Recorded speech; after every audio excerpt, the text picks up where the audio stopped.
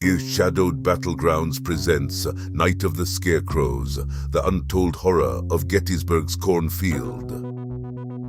In the heart of a tumultuous night during the Battle of Gettysburg, a small detachment of Confederate soldiers, led by Captain Elijah Beaumont, found themselves veering off the main battlefield. Low on ammunition and seeking a momentary respite from the relentless artillery fire, they stumbled upon an expansive cornfield, its stalks swaying eerily under the crescent moon's silver gaze. The cornfield, vast and seemingly endless, offered a deceptive sense of sanctuary. As they ventured deeper, a dense fog began to settle, cloaking the men in a blanket of uncertainty.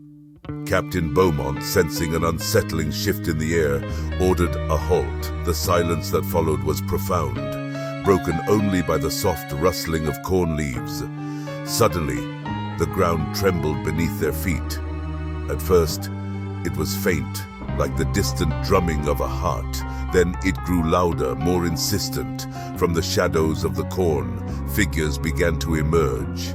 At first glance, they appeared to be fellow soldiers, but as they drew closer, the horrifying truth revealed itself. Scarecrows, once lifeless protectors of the corn, now stood as an army of the damned.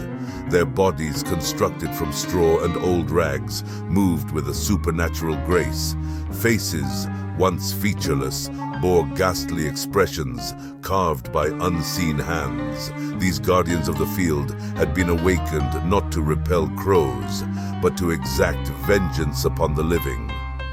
The Confederate soldiers, frozen in disbelief, watched as the Scarecrows advanced. Captain Beaumont, rallying his men, shouted orders, but fear had taken root. The Scarecrows descended upon them, their straw-stuffed hands wielding rusted scythes and pitchforks with lethal intent.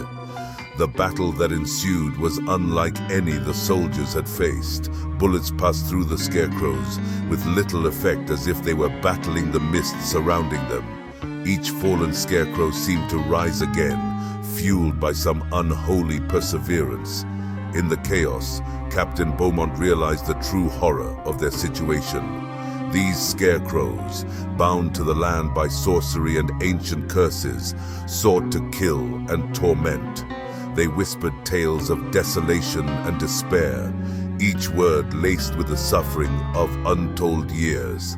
As dawn approached, the few surviving soldiers were cornered, with the relentless army of Scarecrows closing in.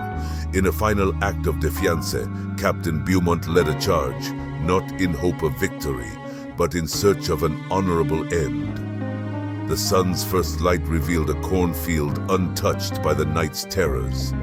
The bodies of the Confederate soldiers lay scattered among the stalks, their faces frozen in expressions of horror. The Scarecrows, once again lifeless, stood sentinel over the field, their purpose fulfilled until the next intrusion upon their cursed ground. And so, the cornfield near Gettysburg remains, a silent witness to a night of unspeakable horror, its secrets guarded by the Scarecrows who watch over the land. They say that on certain nights, when the moon is just right, the whispers of the dead can be heard, carried on the wind through the rustling corn.